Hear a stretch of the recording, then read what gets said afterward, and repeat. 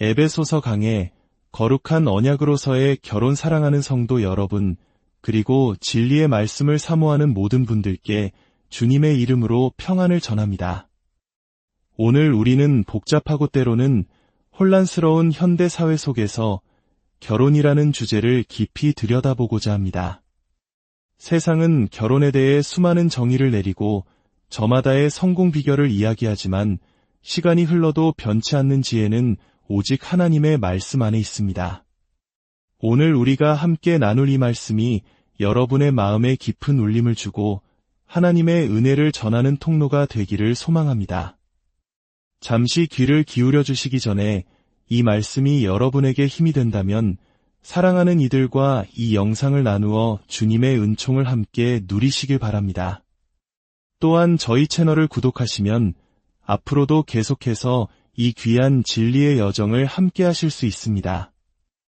이 말씀을 듣는 모든 분들의 가정과 관계 위에 하나님의 평강이 가득하기를 기도합니다. 오늘 우리는 신약 성경 에베소서 5장의 말씀을 통해 기독교 결혼관의 가장 핵심적이고 아름다운 가르침을 함께 상고하고자 합니다. 이 말씀은 결혼에 대한 가장 길고 가장 상세하며 가장 유명한 본문으로 꼽힙니다. 제가 먼저 에베소서 5장 21절부터 33절까지의 말씀을 봉독하겠습니다. 그리스도를 경외함으로 피차 복종하라. 아내들이여 자기 남편에게 복종하기를 주께 하듯 하라. 이는 남편이 아내의 머리됨이 그리스도께서 교회의 머리됨과 같음이니 그가 바로 몸의 구주시니라. 그러므로 교회가 그리스도에게 하듯 아내들도 범사에 자기 남편에게 복종할지니라. 남편들아, 아내 사랑하기를 그리스도께서 교회를 사랑하시고 그 교회를 위하여 자신을 주심같이 하라.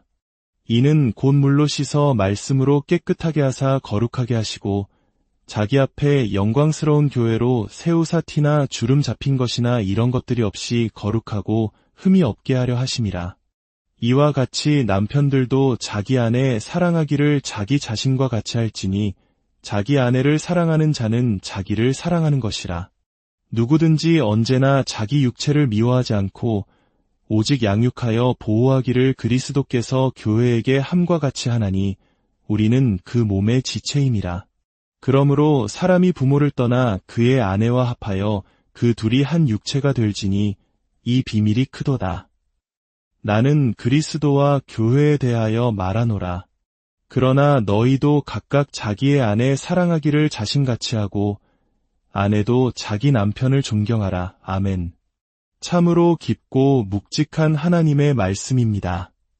사도 바울은 이 놀라운 본문을 통해 건강하고 하나님이 기뻐하시는 결혼을 세워가는 6가지 핵심 원리 혹은 6개의 기둥을 제시합니다. 오늘은 이 6기둥의 전체적인 그림을 먼저 살펴보고 그중 가장 근본이 되는 2가지 기둥에 대해 더 깊이 나누고자 합니다. 첫째는 결혼의 동력입니다.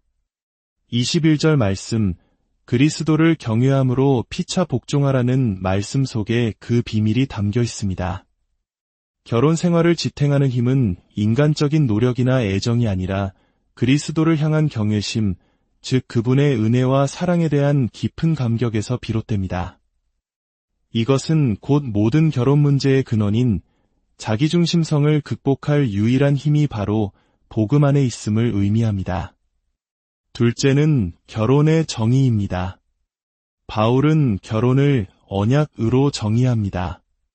사람이 부모를 떠나 그의 아내와 합하여 라는 구절에서 합하여 라는 단어는 단순한 결합이 아닌 법적이고 공개적인 깨뜨릴 수 없는 약속을 의미합니다. 이것이 오늘 우리가 깊이 살펴볼 주제입니다. 셋째는 결혼의 우선순위입니다. 성경은 부모를 떠나라고 명백히 선언합니다. 결혼은 이 세상의 그 어떤 인간관계, 심지어 부모와의 관계보다도 우선되어야 하는 새로운 공동체의 시작입니다. 직장, 친구, 취미보다 결혼관계가 우선될 때 그 가정은 비로소 견고히 설 수 있습니다. 넷째는 결혼의 목적입니다. 그 목적은 둘이 한 육체가 되는 것, 즉 하나됨입니다. 이것은 단순히 육체적 결합을 넘어 영적, 정서적, 사회적으로 그 어떤 비밀도 없는 깊은 우정과 연합을 이루는 것을 의미합니다. 배우자는 당신의 가장 친한 친구가 되어야 합니다. 다섯째는 결혼의 구조입니다. 바울은 남편을 머리로, 아내를 몸으로 비유하며 상호 보완적인 관계를 설명합니다. 이것은 위계 질서가 아닌 서로 다른 역할과 기능이 조화롭게 연합하여 하나의 온전한 몸을 이루는 유기적인 구조를 말합니다. 남성과 여성의 다름은 서로를 완성하기 위한 하나님의 아름다운 설계입니다. 여섯째는 결혼의 신비입니다. 결혼은 단순히 두 사람의 결합을 넘어 그리스도와 교회의 관계를 비추는 거울입니다. 우리는 결혼 생활을 통해 우리를 향한 그리스도의 무조건적인 사랑과 희생을 어렴풋이나마 맛보게 됩니다. 결혼의 궁극적인 목적은 서로를 거룩하게 만들어가는 성화의 과정이며 천국의 기쁨을 이 땅에서 미리 맛보는 통로인 것입니다. 자, 그렇다면 결혼의 가장 근본적인 정의, 즉 언약이란 무엇일까요? 현대 사회는 언약이라는 개념을 매우 낯설어합니다. 현대인들은 의무, 책임, 헌신보다는 자유, 선택, 자발적인 감정을 더 가치 있게 여깁니다. 그래서 많은 사람들이 이렇게 생각합니다. 사랑하는데 굳이 종이 한 장이 필요한가? 내 감정이 중요한 거지, 법적인 구속이 왜 필요한가? 얼핏 들으면 그럴듯하게 들리는 이 말 속에는 사랑에 대한 세상적인 오해가 깊이 자리 잡고 있습니다. 세상이 말하는 사랑은 주로 감정에 초점을 맞춥니다. 내가 얼마나 상대를 원하는지, 상대에게서 얼마나 큰 기쁨과 만족을 얻는지를 기준으로 사랑을 측정합니다.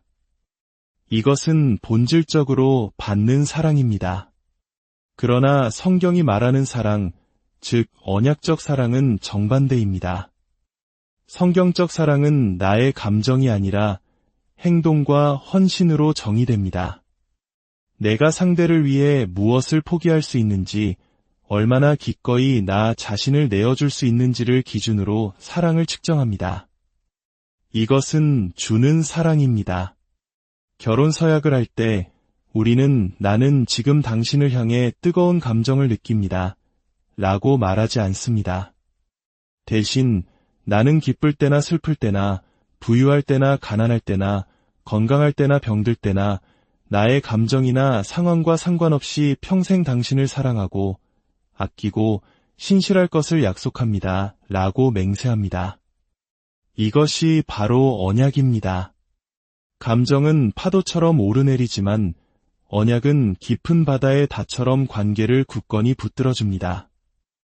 어떤 분들은 이런 언약적 사랑이 무척 두렵게 느껴질 수 있습니다. 나의 모든 선택권을 포기하고 한 사람에게 나를 묶는 것이 마치 큰 손해를 보는 것처럼 느껴질 수 있습니다. 그러나 C.S. 루이스가 말했듯이 상처받는 것이 두려워 마음의 문을 굳게 닫아버린다면 그 마음은 결코 깨어지지는 않겠지만 대신 깨뜨릴 수도 뚫을 수도 구원할 수도 없는 차가운 돌덩이가 되어버릴 것입니다. 상처받지 않는 유일한 곳은 지옥뿐입니다.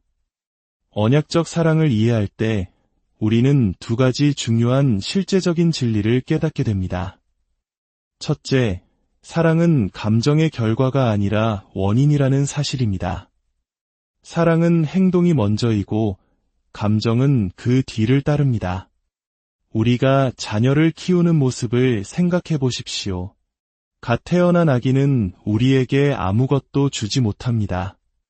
그저 우리의 시간과 에너지, 모든 것을 요구할 뿐입니다.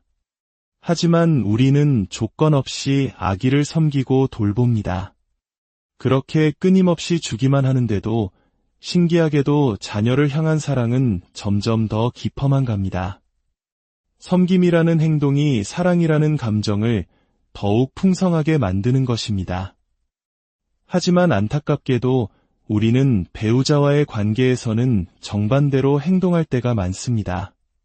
배우자가 내가 기대하는 만큼 사랑을 주지 않으면 나도 그만큼 사랑을 거두어 드립니다. 당신이 먼저 변했으니 나도 예전처럼 할 수 없어. 이렇게 서로 주고받는 것을 계산하며 조금씩 뒤로 물러서다 보면 10년, 20년이 지난 후에는 자녀를 향한 사랑은 충만하지만 배우자를 향한 사랑은 메말라 버린 자신을 발견하게 됩니다.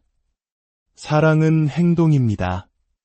감정이 식었다고 느껴질 때조차 그리스도께서 우리를 사랑하신 것처럼 먼저 섬기고 베풀기를 선택할 때 놀랍게도 사랑의 감정은 다시 싹트고 자라나게 됩니다. 둘째, 언약으로서의 결혼은 본질적으로 건설적인 충돌의 장이라는 사실입니다. 많은 사람들이 좋은 결혼이란 갈등이 없는 상태라고 오해합니다. 그러나 성경은 사람이 자기의 친구의 얼굴을 빛나게 하는 것이 철이철을 날카롭게 하는 것 같이 하느니라 라고 말씀합니다. 두 개의 거친 쇠붙이가 부딪히며 서로를 날카롭게 만들듯 두 명의 불완전한 죄인이 만나 서로의 모난 부분을 깎아내고 다듬어가는 과정이 바로 결혼입니다. 결혼은 거대한 트럭과 같습니다. 평소에는 눈에 보이지 않던 다리의 미세한 균열들이 거대한 트럭이 지나갈 때 그 무게로 인해 비로소 드러나는 것처럼 결혼이라는 친밀하고 깊은 관계는 그동안 우리가 애써 외면하고 숨겨왔던 내면의 이기심, 두려움, 교만, 상처들을 수면 위로 끄집어냅니다. 이때 우리가 저지르는 가장 큰 실수는 그 갈등의 원인이 배우자에게 있다고 생각하는 것입니다. 하지만 진실은 다릅니다.